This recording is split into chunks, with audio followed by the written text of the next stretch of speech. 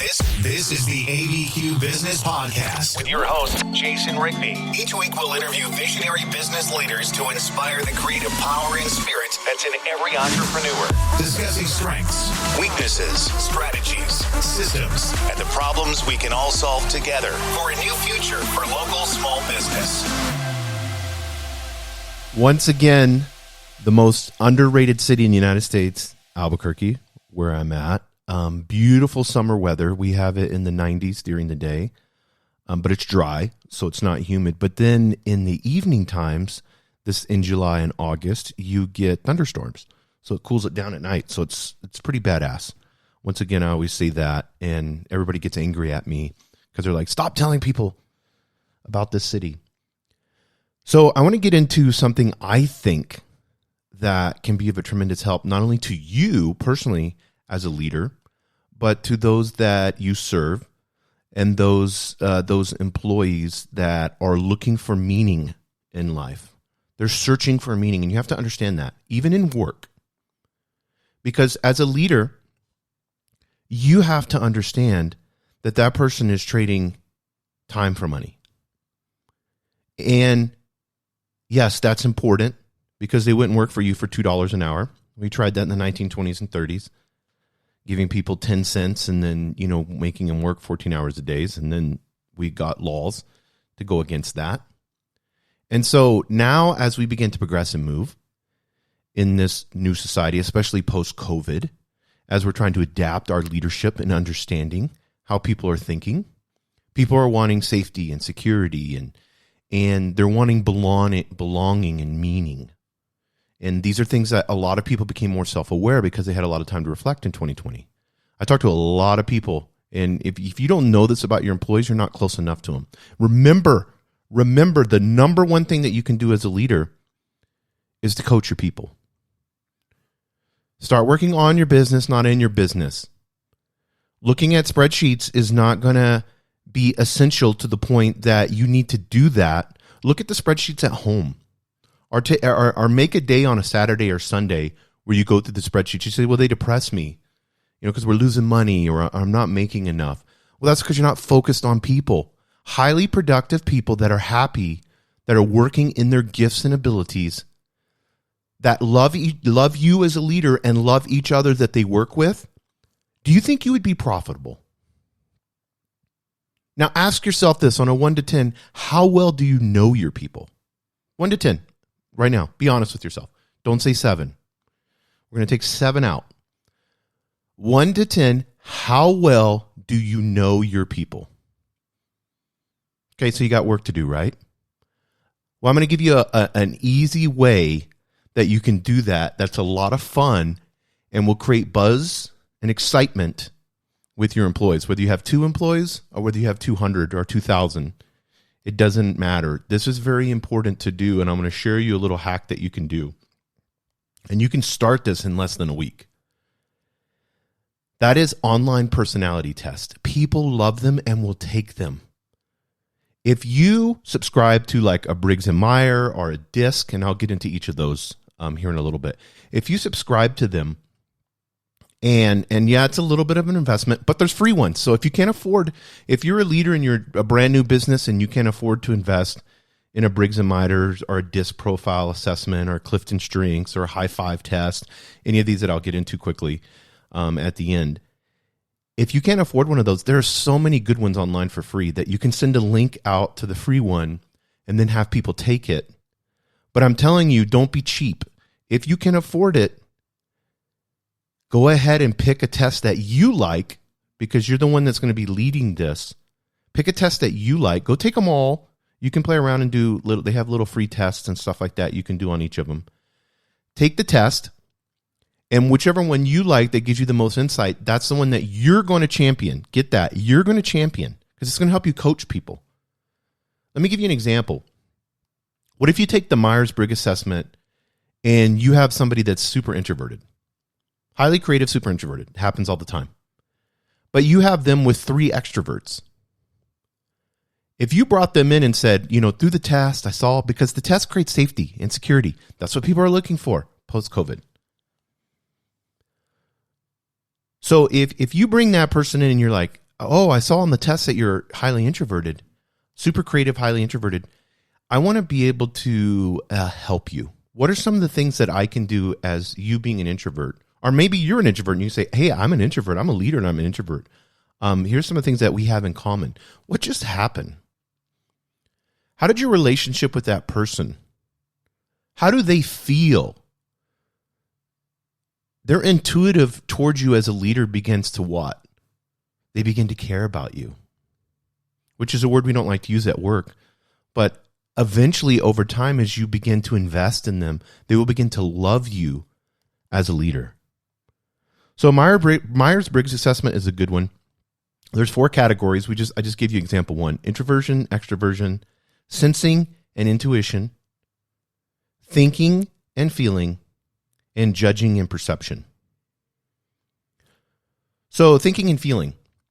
What if you brought some people into a room and put on a whiteboard, logical, right align, emotional, and you said, I have this problem, and I want us to sit here and think about it. And you know that some people are thinking and some people are feeling.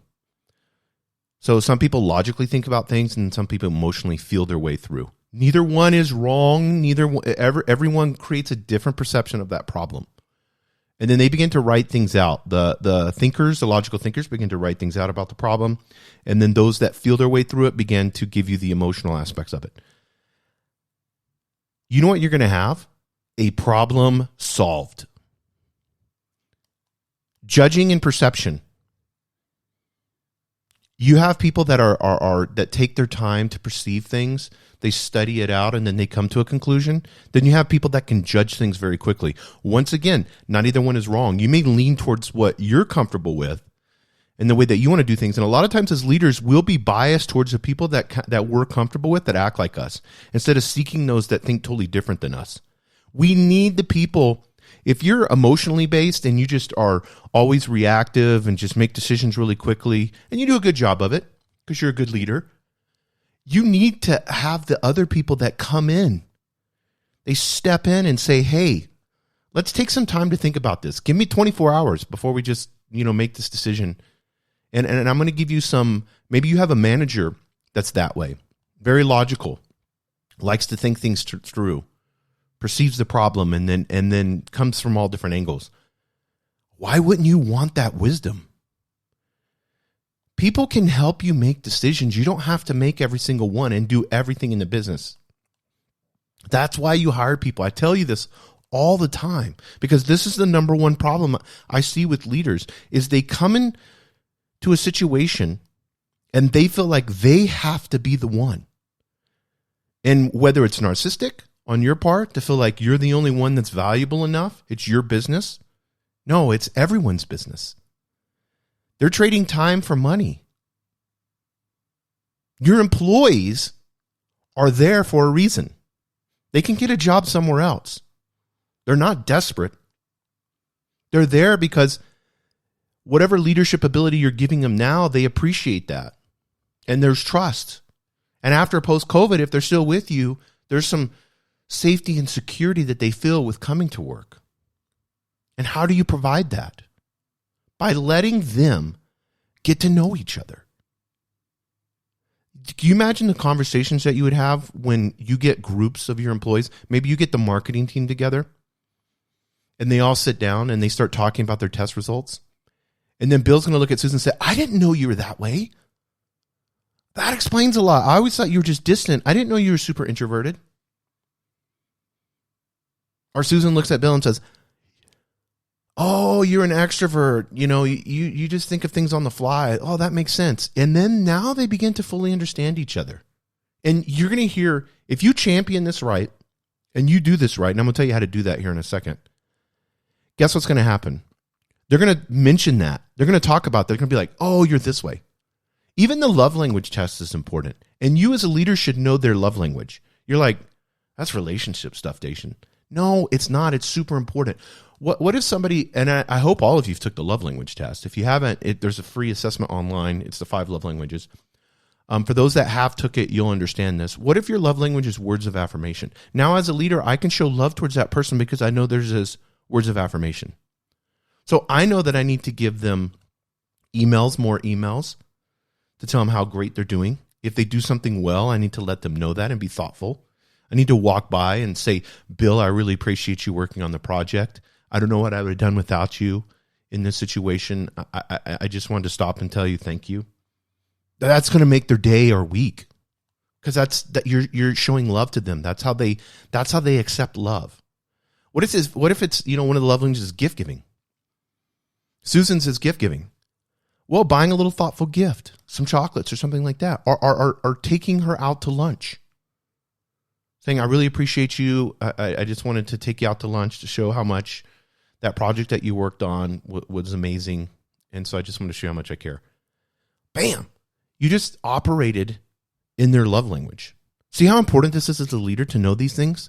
Your people first. Always have people first. So we mentioned Briggs & Meyer assessment. There's the DISC profile.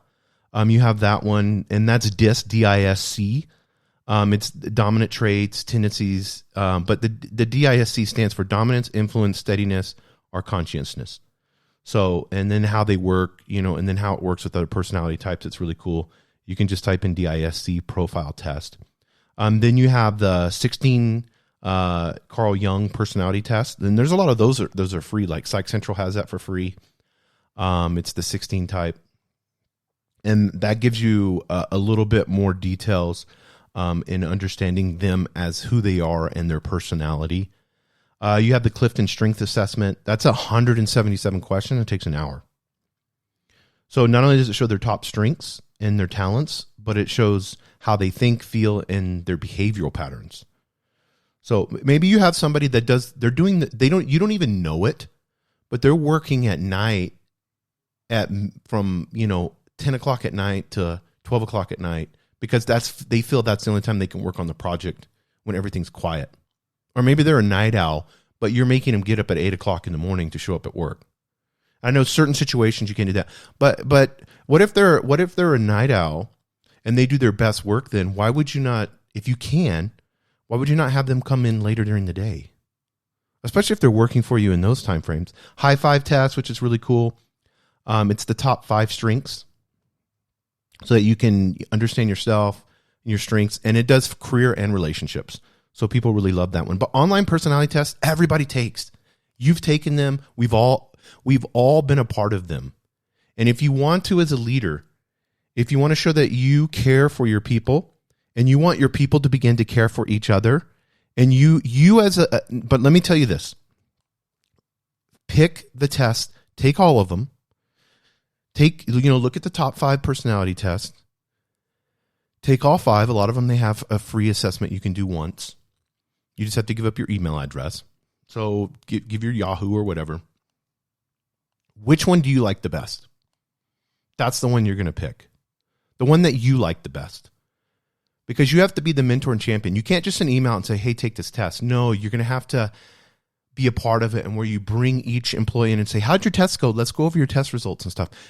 You want to have, if you buy it online, you will always be able to go in there. So before you go to coach an employee, you can look at that or keep it in a folder, print it out and keep it in a folder, the PDF of it. You can say, oh, okay, they're this way, this way, this way. Okay, so I'm going to bring them in. I have this problem. I have to talk to them, so I'm going to approach it this way. But you have to champion this, and this needs to be a big deal. And then you need to be able to take the time to be in a room with your employees, and you guys go over it together. If you have 50 employees and you have 3 teams, then you need to have 3 separate meetings.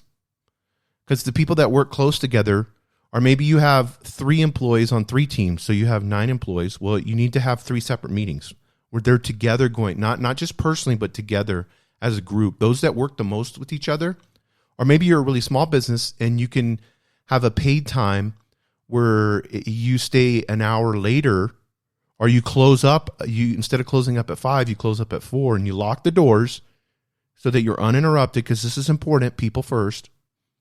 And for an hour, you have a discussion on this. You are going to be shocked at what you're going to learn about your people. You are going to be shocked at how they respond to each other. And this one thing can dramatically change the culture where you work at. So I encourage you, invest in it. If you have the money and the ability, invest in it with your employees. If you don't, there's tons of free ones. Pick the best free one that you like and then champion it, guys. Let's be a leader that serves our people properly and loves them to the best of our ability. Thank you for joining us on the Albuquerque Business Podcast. And thanks to our sponsor, RigbyDigital.com. Make sure to subscribe and share. And go to abqpodcast.com. Get show notes, resources, and links to everything we talked about today to help you navigate your journey as an entrepreneur and business owner.